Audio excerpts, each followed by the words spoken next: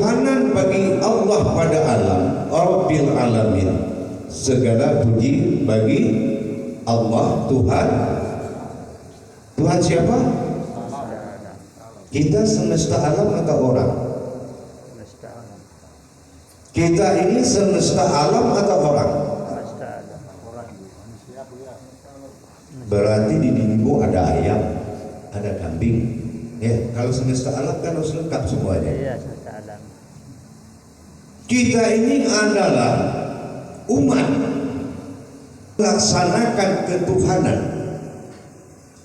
dan telah dibekali tentu ilmu ketuhanan.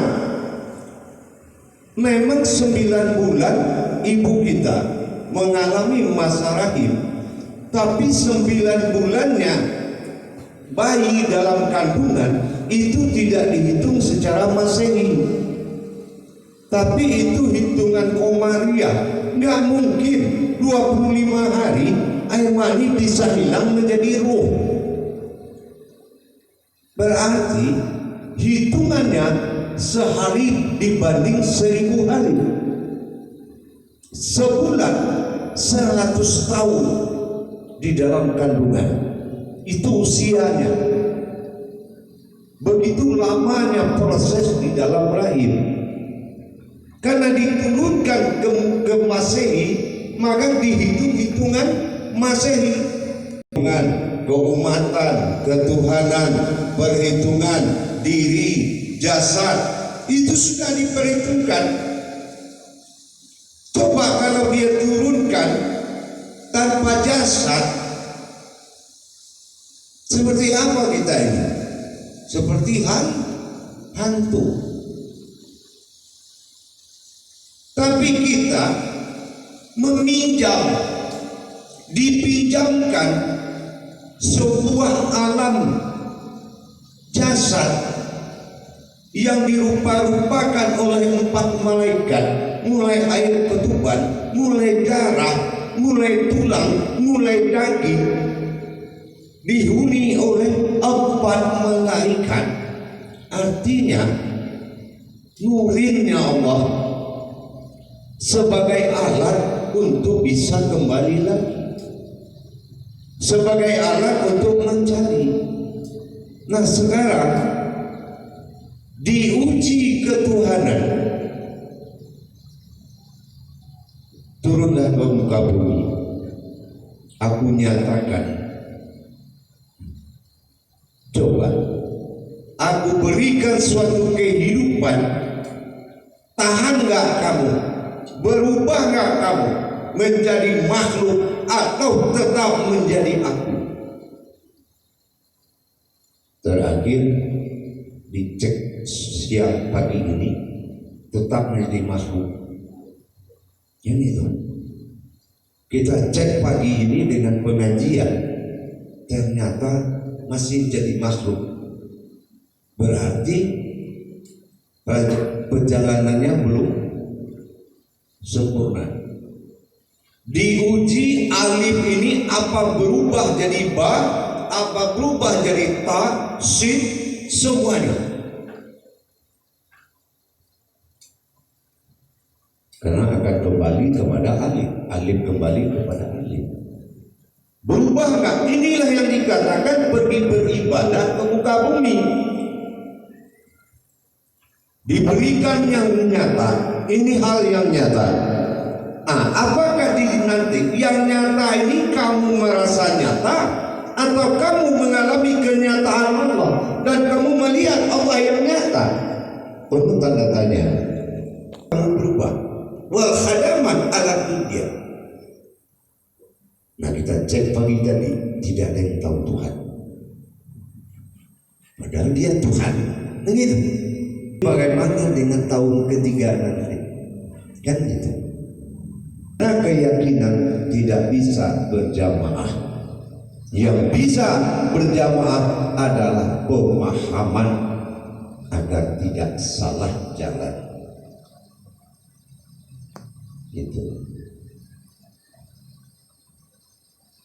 Tapi saya berterima kasih juga kepada Allah. Apa terima kasihnya? belum ada yang dikirim yang buang yang wajahnya ini. Itu nggak tahu juga saya. Saya bilang lagi sama Allah, ya Allah, saya ulama seumur hidup, bukan guru seumur hidup. Ini dibiarkan bisa seumur hidup, ini nggak berhenti-berhenti. Ternyata dia diam. Kenapa dia diam? Ini rahasia Allah. Ya semoga ini kebaikan. Ya gitu. Nah, kita cek, lihat kembali keberadaan perjalanan antara yang kita persengketakan pagi ini, antara Allah Maha Besar dengan Tuhan yang Maha Esa. Ini kan salah pemahaman. Ini bisa berakibat tidak bertuhan. Berilmu tapi tidak bertuhan. Gitu. Kenapa bingung kita? Kata Allah dia Maha Besar, kata Tuhan dia yang Maha Esa. Ternyata kita lihat, kita kaji dari pagi apa? Alhamdulillahi Rabbil Alamin. Segala puji bagi Allah Tuhan semesta alam. Oh, Allah itu Tuhan semesta alam, bukan Tuhanku. Jadi bagaimana dengan aku? Bagaimana dengan manusia? Itu. Kita periksa sholatnya, zahir batin. Sholat siapa zahir batin? Sholat umatnya Muhammad. Karena banyak ulama mendirikan sholat dalam masjid, terfokuslah kita menjalankan sholat zahir. Lupa kalau batin tidak sholat. Karena gak ada ulama batin. Ulama sekarang zahir. Gitu. Akhirnya kalau batin tidak sholat berarti tidak tahu Tuhan. Tidak tahu Tuhan.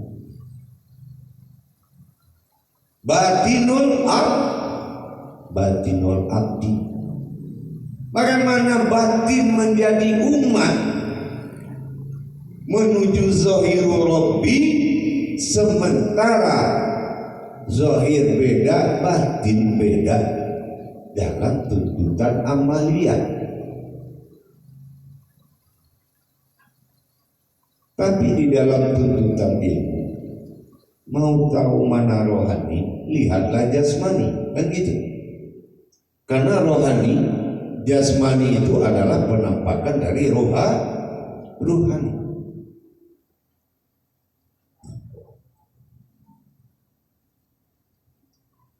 Jadi bagaimana akhir dari perjalanan kita menentukan ketuhanan tadi? Bisakah Tuhan itu dikaji? Tentu tidak bisa. Kenapa? Karena Tuhan tidak bisa masuk ke dalam alam fikih. Ketuhanannya Allah tidak bisa masuk ke alam fikih.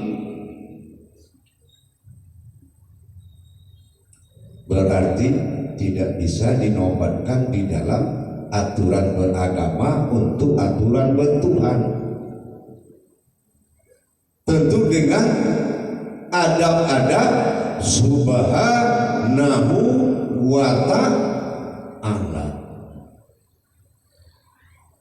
Subhanahu sesungguhnya wa ta'ala adalah jiwa bertuhan, jiwa yang disebut Tuhan. Kalaulah dikatakan Allah adalah Rabbil Alamin, wajar karena dia adalah Alif Lam Lam Ha, zat awal mula semua jadi.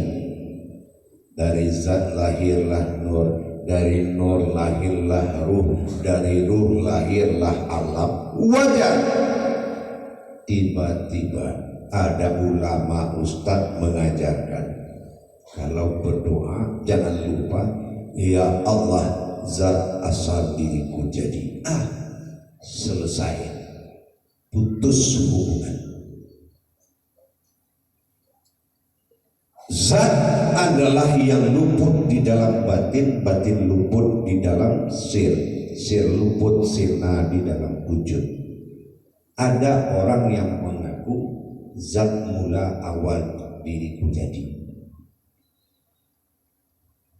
Itu doa itu dari umat ke Tuhan atau dari makhluk ke Tuhan, atau dari alam kepada Allah, atau dari ruh kepada Allah. Tentu kita harus tahu kapasitas doa dengan kodrat yang berdoa. Inilah perbedaan pencarian. Menetapkan Tuhan diri harus berdasarkan kodrat. Menetapkan Allah sebagai Tuhan Rabbil Alamin berbeda dengan ketentuan diri.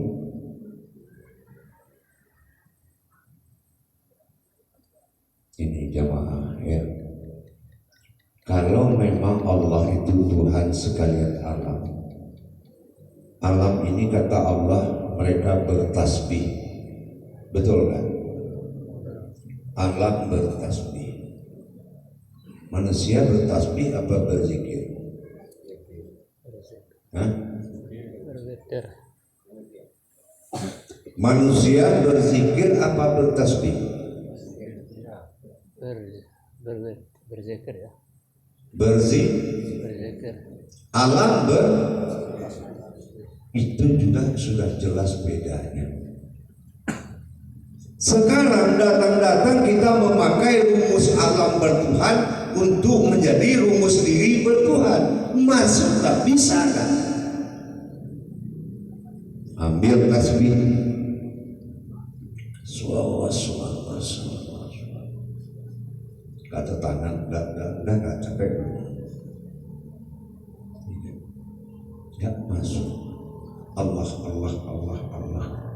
Datang malaikat dicatatnya 1, 2, 3, 4. Udah banyak banget Tuhanmu dari tadi 7, 8 kata malaikat. Karena malaikat menghitung. Kita mengingat tapi menghitung. Sehingga banyaklah kita dapat Tuhan dalam semalam. Saking banyaknya lupa Tuhan yang mana Tuhan kita. Nah itu. Sampai pagi ini kita tanya, nggak ada yang tahu Tuhan. Gitu. Karena dia mengharapkan cara alam bertuhan dibawa dengan cara manusia bertuhan. Itu konsepnya tidak sama dan tidak bisa.